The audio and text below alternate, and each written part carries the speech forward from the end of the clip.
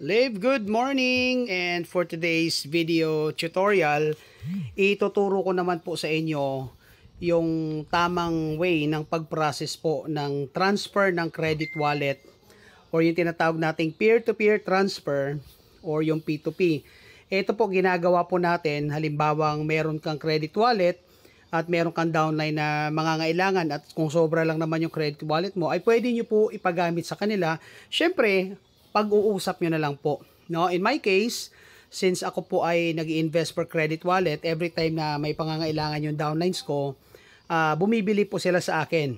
No? So, bibili sila sa akin, ipapasa nila sa GCash ko, then in return, ipapasa ko naman po yung credit wallet sa account nila.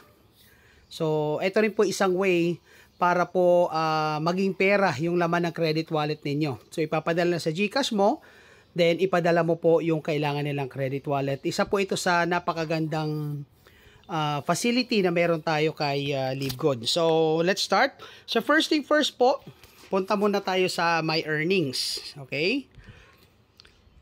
And syempre, importante po na makuha nyo po yung ID number ng tao na papasahan nyo po at kung kinakailangan kunin nyo rin po ang kanyang username. So, punta po tayo sa credit wallet.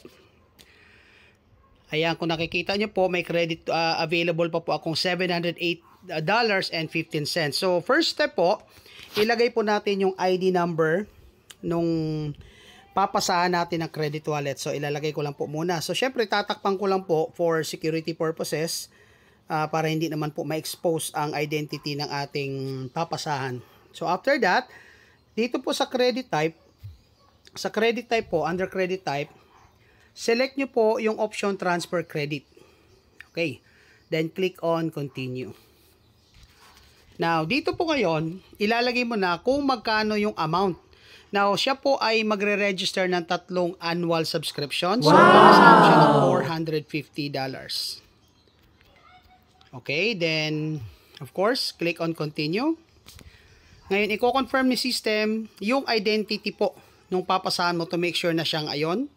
So, nakalagay po dyan kung sino nga siya, yung amount, then click on issue credit. Okay. So, ito po, pag pinindot mo yung okay, final na po ito and executory, ibig sabihin, ipapasa na po ni system sa kanya. So, pag click mo ng okay, automatic yan, magde-deduct siya. So, mapapansin nyo po, yung credit wallet ko ngayon ay $258 na lang. At para ma-confirm mo na talagang na-complete yung process, click on credit log. Ayan. So, napasa na po yung $450 doon po sa nag-request ng credit wallet. Okay? So, ganun na kasimple. Napakadali po niyang gawin. Napakadali niyang gamitin. At isa po yan sa dahilan kung bakit patuloy tayong lumalaki kasi napakaraming flexible options na meron tayo. So, I hope nakapag-share po ako sa inyo ng panibagong kaalaman para po lalo tayong lumago at umasenso dito kay LiveGood. Don't forget to subscribe sa ating channel at patuloy niyo pong subaybayan ang ating mga tutorials, okay? And always remember, we deserve a great life with LiveGood. Kaya mag-LiveGood na kayo, message niyo po ako. Thank you and God bless.